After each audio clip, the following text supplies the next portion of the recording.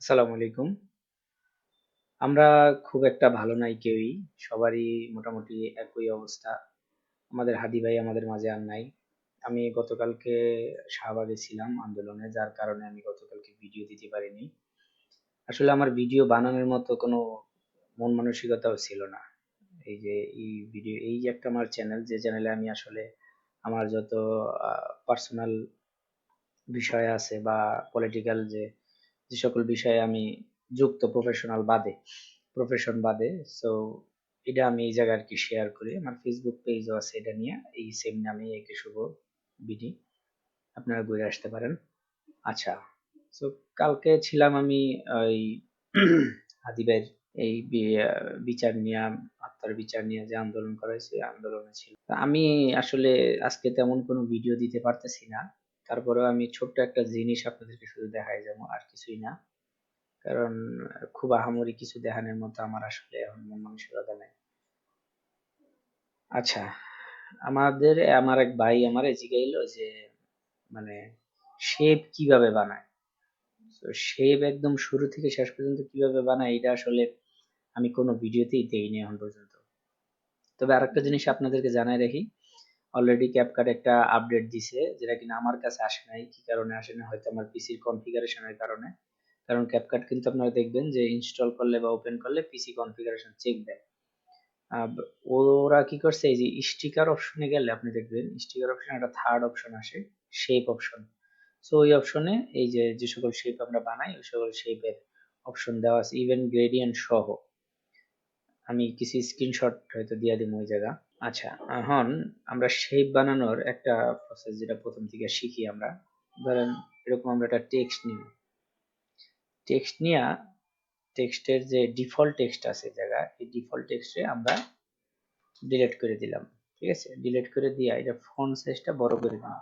বড় করে দিলে কি হলো, ফন্ট সাইজটা পুরা আমার যে অ্যাসপেক্ট রেশিও আছে বা ক্যানভাস আছে, এই ক্যানভাসটা আমার ঘেরাও করে নিল। নেওয়ার পরে আমি কি করবো, ব্যাকগ্রাউন্ডে যাব। যে একটা ব্যাকগ্রাউন্ড কালার আমরা ইউজ করি, এই ব্যাকগ্রাউন্ডে যাব। ব্যাকগ্রাউন্ডে গিয়া আমরা ধরেন আপনি আপাতত, তো ধরেন আপনি এরকম লাল কালার নিলেন। এই লাল কালারটা আপনার চয়েস আর কি। দেন আপনি ক্রিয়েট কম্পাউন্ড ক্লিক করলেন। ক্রিয়েট কম্পাউন্ড ক্লিক করার পরে ভিডিওতে গেলেন, মাস্কিং এ গেলেন, যাওয়ার পরে অ্যাড মাস্কে গেলেন। অ্যাড মাস্কে যাওয়ার পরে আপনি এই জায়গা থেকে যে কোনো টা দিয়া, এটা দিয়া করেন, এটা দিয়া করেন, এই যে সার্কেল, ফিল্ম স্ট্রাইপ দিয়া করেন, তারপরে এই যে এটা দিয়ে তো শেপ বানান যায় না, এটা দিয়ে আপনি একটা মানে কি বলে এটারে, একটা সাইড যে অপাসিটি থাকে না, এরকম একটা আপনি ইফেক্ট তৈরি করতে পারেন। দেন এই জায়গায় স্টার আছে, দেন আছে হইলো লাভ আছে, এটা হইলো টেক্সট আছে। আচ্ছা, টেক্সটের বিষয়টা কি, টেক্সটের বিষয়টা হলো আমরা যে কোনো টেক্সট লিখবো, সরি, এই যে টেক্সট লেখা যায়। সো টেক্সটের বিষয় হলো আপনি যে কোনো একটা টেক্সট লিখলেন, দেন এই আর কি টেক্সটের আপনার ইয়ে হলো। যদিও এটা আসলে মানে কি হিসাবে কাজে লাগে আমি নিজেও জানি না, বা এটার কাম কি। বুঝছি আর কি।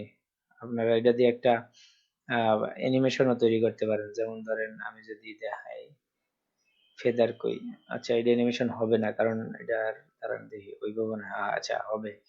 এই যে ফেদারে গেলেন, যাওয়ার পরে একটা এই জায়গা দিলেন, যাওয়ার পরে মনে করেন এই জায়গাতে আপনি ফেদারে মনে করেন 0 করে নিলেন। কারণ আপনার অ্যানিমেশন কি এলো, এই যে অ্যানিমেশন এলো ওই যে রিভিল করে এরকম টাইপের অ্যানিমেশন। যাক, আমরা অ্যানিমেশন দেখতে আহিনি। আচ্ছা, দেন আসেন হলো ব্রাশ। ব্রাশের আসলে ব্রাশের কাজ হলো কি, ব্রাশের আপনি যে কোনো একটা যে জায়গা দিয়ে আপনি ব্রাশ করবেন। আচ্ছা, আজান দিচ্ছিল এই কারণে আমি ই করে রাখছি। আচ্ছা, ব্রাশের অপশনটা আমি এই জায়গায় দেখাইতে পারবো না, কারণ ব্রাশের মানে কিভাবে যে কাজ করে আমি এখন পর্যন্ত কারো দেখিও না যে এটা যে আসলে কোন কামে লাগে।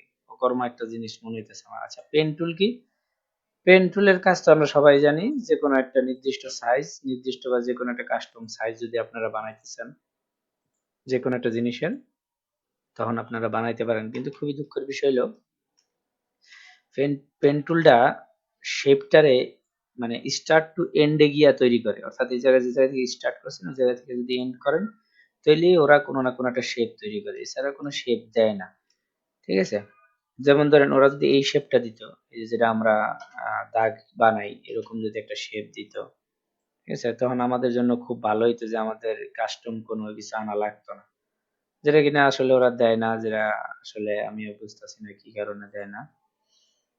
এই হইলো মূলত শেপ বানানোর সিস্টেম, এবং শেপের ভিতরে গ্রেডিয়েন্ট কিভাবে ইউজ করে এটাও আমরা অলরেডি জানি। আমরা যদি এই জায়গা দেখি, তবে এইগুলা আর মনে হয় না করা লাগবে, কারণ এগুলার দিন শেষ। অলরেডি শেপের আপডেট আইসা পড়ছে, শেপের আপডেট যেটা কিনা অনেকদিন ধরে আমরা ওয়েট করতেছিলাম যে ক্যাপকাট কি লিগা দেয় না, কি লিগা দেয় না, ঠিক আছে। শেপের আপডেটটা আয়া পড়ছে।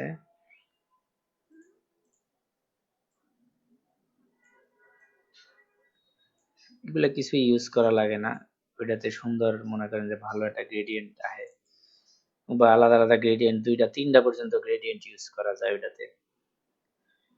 সো আজকের ভিডিও এই পর্যন্তই, আশা করি সবার ভালো লাগছে। সবাই হাদিবের জন্য দোয়া করবেন। আর অলরেডি এটা সুখবর যে শাহবাগ চত্বরের নাম চেঞ্জ কইরা শহীদ ওসমান হাদি চত্বর বানানো হয়েছে। এবার আপনারা গুগলে গেলে ওইটাই দেখতে পারবেন। সবাই দোয়া করবেন। আল্লাহ হাফেজ।